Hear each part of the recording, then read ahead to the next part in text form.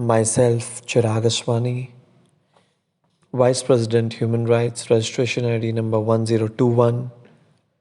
Today, on the 6th of November 2020, had a conversation with the Administrator of Reserve Bank of India, Mr. Dixit. So, in the conversation, I asked a question to Mr. Dixit. I said that it's a great news that the bank is going to start and revive as committed by him on or before the 22nd of December, which is the best of what he's trying. But the customers have a very big question. The question is, after the bank starts or revives, when will they be able to utilize their money? When can they touch, feel, and spend their money? To that, Mr. Dixit replied that whenever a banking operation starts, everything has to go together. What is the point of a banking operation when a customer is not able to remove a substantial amount of money? Otherwise, there's no purpose of starting a bank, if that is what it is. But in this, there is something which we have to remember, that regaining the trust of the customers is a very important point. Not only getting an investor and starting the bank, but regaining the trust of the customer is a very important point. Otherwise, what is going to happen, as Mr. Dixit rightly said, is the day they start the bank, everybody will be in the bank to extract their own money out, and there'll be nothing left. This way, it cannot work. So he mentioned that it is very, very important to regain the trust of the customers in the bank, for which the customers have to trust the bank. It's a cycle. If you, as a customer, go and stand and say, I want all my money out in one day, the bank will not survive. So you trusting the bank is equally important, as said by Mr. Dixit. Mr. Dixit is trying his level best to get the investors. And he mentioned that in this one and a half month, on or before the 22nd of December, is the most crucial period of his banking career and his life. He also pointed out that he is in touch with very serious investors, and meetings are going on back to back. In fact, even tomorrow, which is on 7th of November 2020, there is a meeting on 7th, then there is a meeting again on Monday. So there is a meeting on Saturday, there is a meeting on Monday. And back-to-back meetings are being held. And after these meetings, Mr. Dixit is going to chalk out a plan. Mr. Dixit, after these meetings, will chalk out a plan where there will be two steps. One, revival and starting the bank. And two, customer satisfaction, where a customer can withdraw a substantial amount. Mr. Dixit rightly said, with an example, when a car is parked in a garage for a very long time, what happens? The car does not function. But once you start the car and the car starts moving, all the parts start getting okay by itself. So this is what is the plan with PMC Bank. Mr. Dixit has laid down a plan. The plan is for reconstruction or merger by convincing prospective investors. A project, an EOI, has been made, and various plus points are covered. Mr. Dixit pointed out that today, if there is a gentleman who wants to start a bank, they will need minimum 2-3 years to start a bank, to get the infrastructure in place, to get everything ready. The permissions take a lot of time to start a bank. Whereas here, everything is ready-made and available on a platter if somebody picks up PMC. Another plus point which has been laid is there is right now a negative net worth of 6,500 crores approximately. But if somebody picks it up, he would get an income tax benefit over the years of 30%, which means we are talking about roughly 2,000 crores here. So these are the plus points which have been put up. And Mr. Dixit also pointed out that a big trained staff has been appointed, which is a human asset. So these are the plus points that will add up and as assets or as bonuses to whoever is the prospective buyer who will pick up PMC. I asked Mr. Dixit, is there a possibility that right now to secure the customers of the bank, the depositors of the bank, we give them bonds, like we have RBI bonds, for example. So some kind of bonds which are either given by RBI or are given by PMC and approved by RBI. So the depositors are at least secure that, okay, we're going to get the full money back. We've got the bonds in our hand. And the moment banking operations are perfectly in place where a depositor can remove any amount and the banking operations are normal, until then, the depositors have the security from RBI by holding that bond, of course, which will bear an interest, which the depositors would earn. And the interest can be something which is in and around the same banking interest which everybody gets on FDs. But to that, Mr. Dixit said that there is, in his knowledge, there is no such provision that such bonds can be issued by the RBI.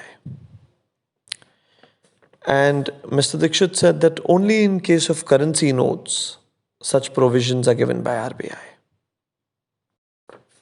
I then asked Mr. Dixit if he had a word with the governor, Mr. Shashikant Das, as to why Yes Bank was given the privilege of starting within 2 weeks and why not PMC. What is the major underlying cause which differentiates the two?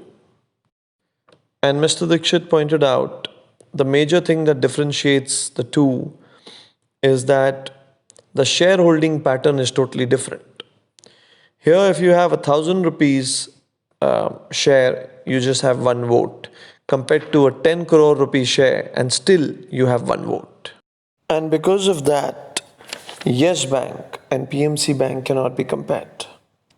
However, once we get investors, then there is a great possibility, which Mr. Dixit is trying, then this bank will get converted into a small finance bank, and then it will be in the same bracket as the Yes Bank.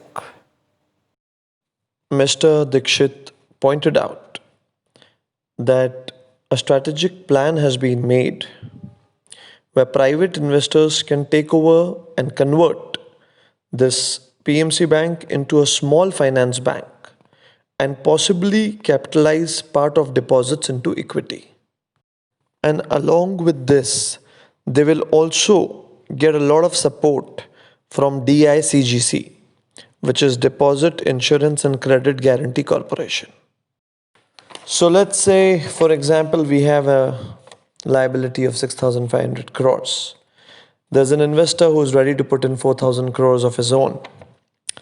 And with the help of DICGC, a reconstruction can be done where the deposit liabilities are taken care of. And in that way, the banking operations can start smoothly and a substantial amount can be removed by the customers from time to time. I asked Mr. Dixit, what about people who have about 3 crores, 4 crores of money in this bank? How are we taking care of that category of people? So Mr. Dixit replied that the first step is to start the bank, and once that happens, at least the retail depositors it won't be a problem for them. they'll be taken care of. And once the bank starts and people have that trust in the bank, or the bank gains the trust back, then gradually things will move in a positive direction for everyone, depositors as well as shareholders. I told Mr. Dixit that it is worrisome for the depositors because in the last 13 months, the depositors have got only 1 lakh rupees, which means each depositor's family has got only 7,000 or 8,000 rupees a month from the bank. And that is the reason why they're worried. To which Mr. Dixit said that we can't relate and compare the situations because at that time the bank was in screening under AID. And once, right now with this plan, if the routine operations start, then the things will be more open. And one by one, each and everything will get in place. The only important thing here is that the customer's trust should remain. And finally, before hanging up, Mr. Dixit said that all the options are explored by him personally, and his purpose is only and only two. One is revival of the bank, and the second one is to erase all the difficulties of the customers and to bring them to a point where at least the customers will be able to withdraw a substantial amount from their account once the bank starts. These are the two goals that he is aiming towards. Because he is very much aware and clear that simply revival of a bank or starting a bank is not going to ease the difficulties of the customers. But starting the bank in such a way where a customer can remove a substantial amount from his account, that is what is the aim of Mr. Dixit. Mr. Dixit has explored all various possibilities in the interest of the stakeholders and particularly the depositors. And also, the investors have to submit an EOI, an expression of interest, by December 15, 2020. And I personally would want to inform all the depositors of PMC Bank that Mr. A.K. Dixit, the administrator newly appointed by the RBI, is doing a fabulous job because in this much time, the amount of work that he has done, the strategies that he has planned are commendable.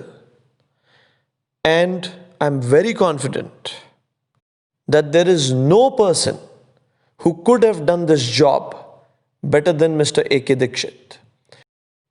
I am aware that the PMC depositors are going through a lot in the last 13 months. Many are medically ill, many have died, many have committed suicide, and many have multiple problems. But I want to inform the depositors that Mr. A.K. Dixit is trying his level best in order to ensure that this work is resolved as soon as possible and that the sufferings of the depositors end before 22nd December 2020. That is the aim of Mr. A.K. Dixit. Thank you and Jai Hind.